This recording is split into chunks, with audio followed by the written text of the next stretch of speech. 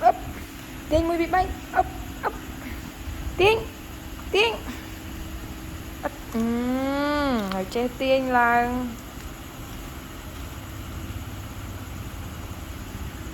coi sân mà coi coi lượn coi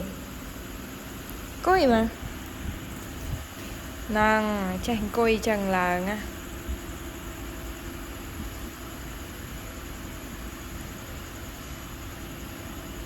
nhà mùi tiệt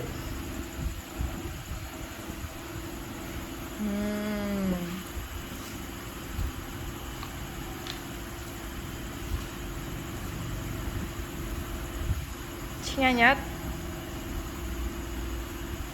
này nhà mùi tiệt